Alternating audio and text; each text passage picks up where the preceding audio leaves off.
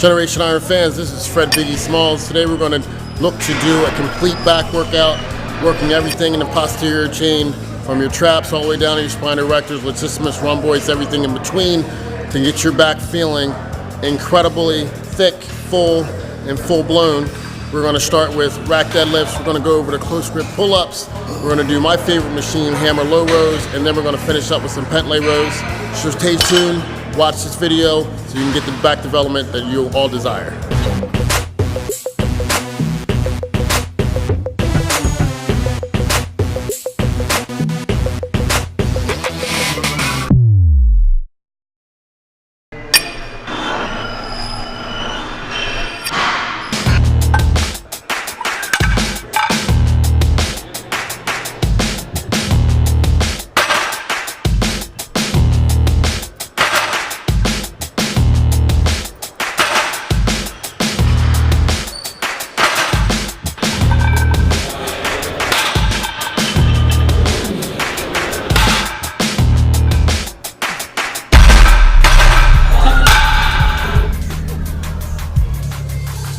Starting off our back day with some rack deadlifts, and we're doing above the knee rack deadlifts today. You can do below the knee.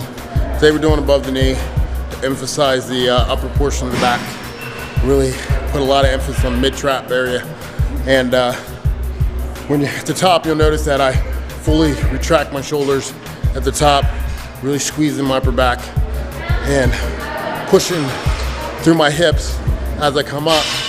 But I'm really putting a lot of stress on the back by squeezing at the top. Nothing's gonna work your posterior chain like deadlifts.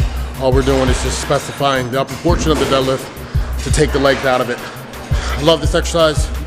Always a staple in my back. Keep a rep range as low as 3, as high as 25, just depends on the day and when we're doing it. If we're doing it at the beginning of the movement, typically the lower reps, because we're trying to build strength and stimulate a lot of muscle mass. And if we're going at the end, we'll do more reps because we're already fatigued. You don't want to make sure you hurt anything, pull a muscle or anything. So give it a shot. Rack deadlifts above the knee. I think you'll love it.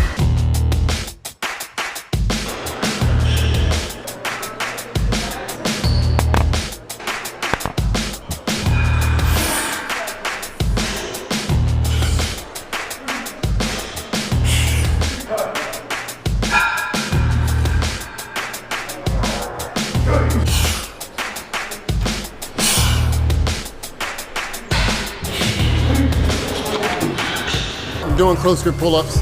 The reason why I choose that grip is it allows me to work the latissimus muscle from top to bottom.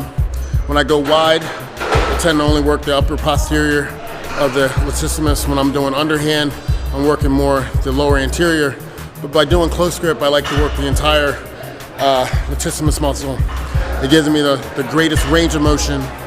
And as you can see, I always contract, start by contracting my scapula before I do my initial pull. That engages all my back muscles and allows me to get the most benefit out of the movement. I like to do anywhere from 8 to 10 reps when I'm doing pull-ups, and I'll do anywhere from 4 to 5 sets. Typically, as I get lighter and closer to a competition, I need to add weight to make it so I have sufficient resistance. But when I'm heavier, anywhere 260, 270, then that's enough resistance. But as I get lighter, closer to competition rate, then I'll sometimes add resistance. But give it a shot, 4 to 5 sets, 8 to 10 reps. Really control the movement, control the contraction. Think of pulling your chest to the bar, not pulling with your arms. That's really important. When you get your chest up to the top, that's when you really know you're contracting your back completely.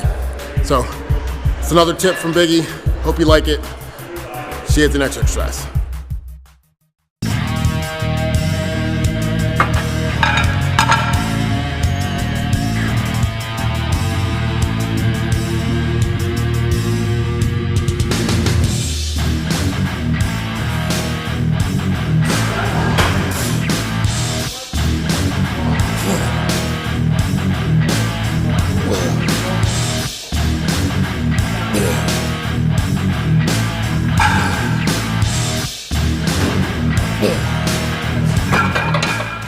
All right, this is like my favorite machine.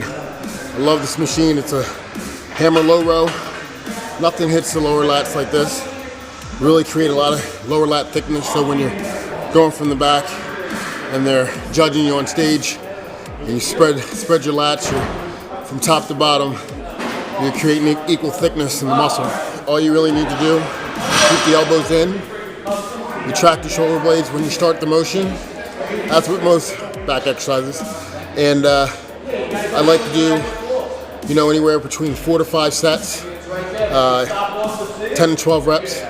It's a larger muscle group, so keeping it under tension longer works really well. But love this exercise. So if you have this machine in your gym, you're very fortunate. If not, talk to your owner about getting it, because it's an incredible machine. And with this one, you can do it unilateral, or you can do it at the same time. So if I'm really trying to go for a lot more weight, I'll do it one at a time. But either way, it doesn't matter. It's a great machine.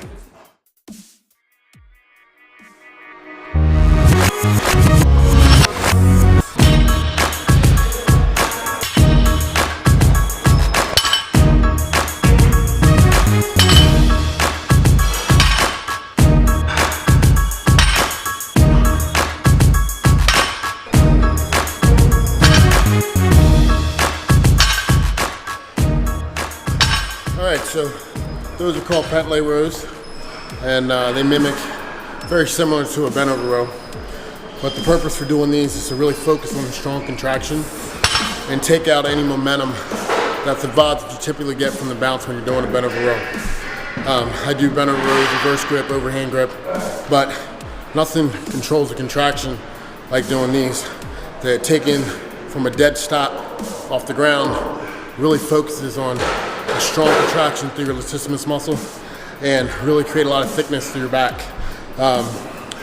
You'll typically go very heavy on these, so we'll go with 6 reps, and we'll do as many as 8 sets of 6 when you're doing them. The main thing is no movement through your torso, pull to the bottom of your sternum, and really just focus on contracting. You'll be able to really feel the muscle a lot differently than you typically do when you do a bent over row, because there's no momentum involved. Strict contraction is all it's involved. So I really love these. Give them a shot. They're not as popular as bent over rows, but they should be. If you didn't know, now you know how to work your back completely. Remember, to recap, we started off with the rack deadlifts, then we went to the close grip pull-ups, then we went to the hammer low row, and finished off with the patelet rows. So if your back's not singing after this and feeling good, you're not using enough weight or enough resistance. But believe me, give this routine some time, really see it through, and you'll see back development like never before.